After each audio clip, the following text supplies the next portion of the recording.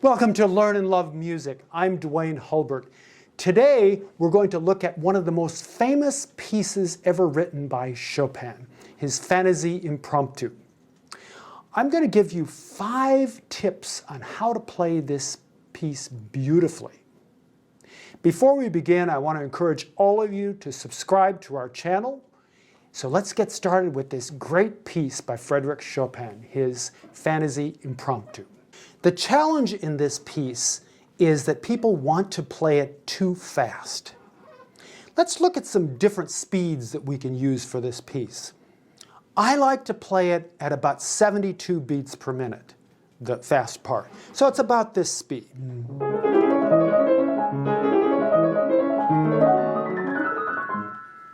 It's a nice speed for someone who is a professional or a well-trained student. But you can play it just as beautifully at a slow tempo.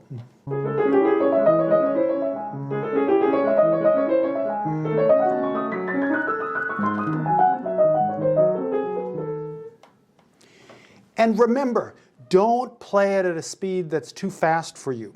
I listened to a performance of this piece on YouTube by Nikolai Lugansky. He's a wonderful player, Russian pianist. But I timed him, and he was playing it at about 84 beats per minute, which is exactly what Chopin wrote. I think sometimes composers like to put faster speeds than are necessary. But let's see what it sounds like at 84 beats per minute.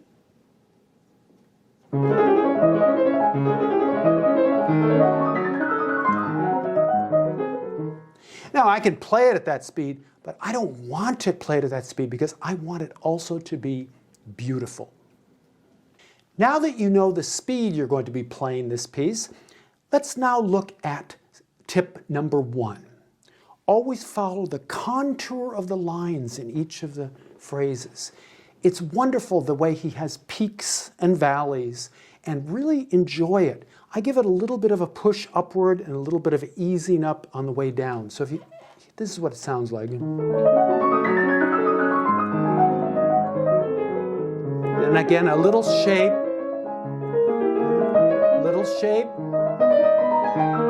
bigger shape.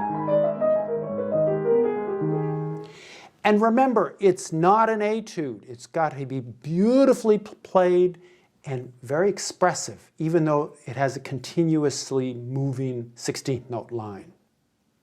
So here's tip number 2 and tip number 3. In measure 9, we hear the melody now marked forte with the bottom of the right hand, and it sounds like this.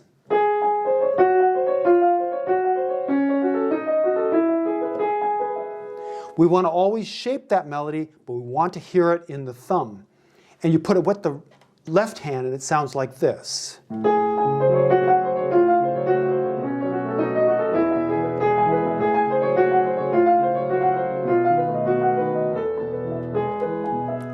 I love these inside melodies, especially when the thumbs do all the work. Most of the time we have the 5th finger and 4th finger to do the melody work, but this is a great passage here.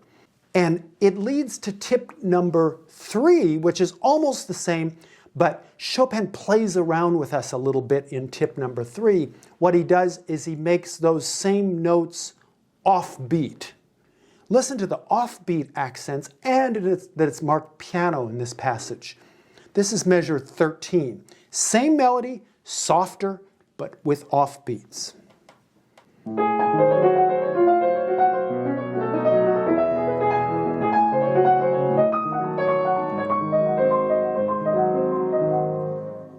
So you want to have fun with those accented notes. Let your 5th finger really kind of shine at that moment in the piece.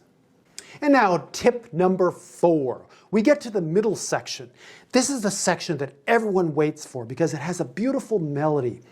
It's known in pop music as "I'm Always Chasing Rainbows." But of course, Chopin came up with this melody back in the 1840s.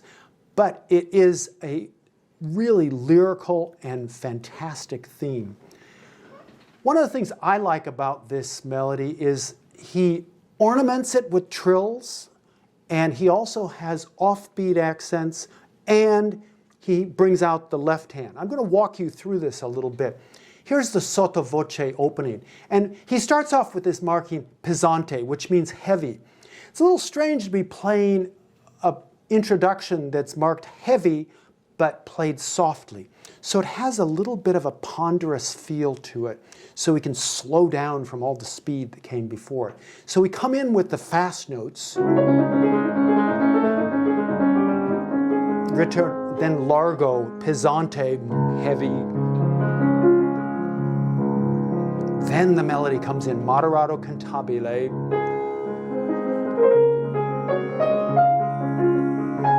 Now listen to the inside voice.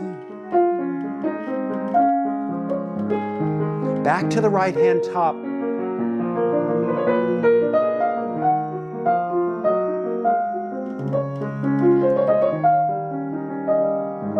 Then a tenuto ritardando. Then he repeats the passage. It's a fabulous passage, and it really is a nice contrast to the outside sections, the fast section at the beginning and the fast section at the end. And the tip would be always connect the right-hand lines, the melody lines. So we hear that connected, trill, and then we lift an accent and then connect.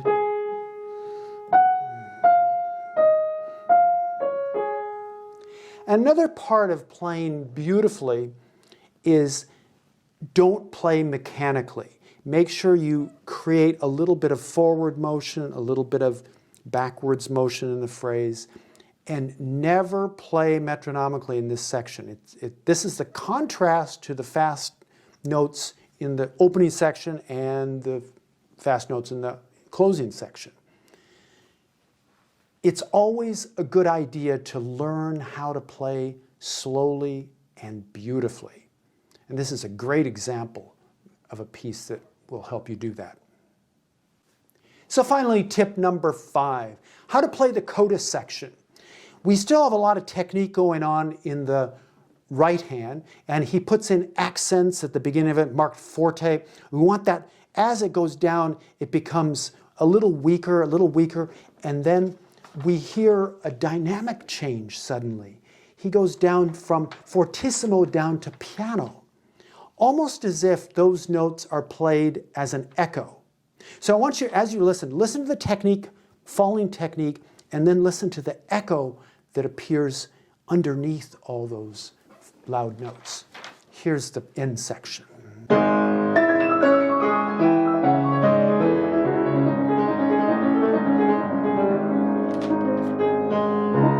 Fortissimo, piano, echo, fortissimo, echo, echo, softer, slower, softer, slower.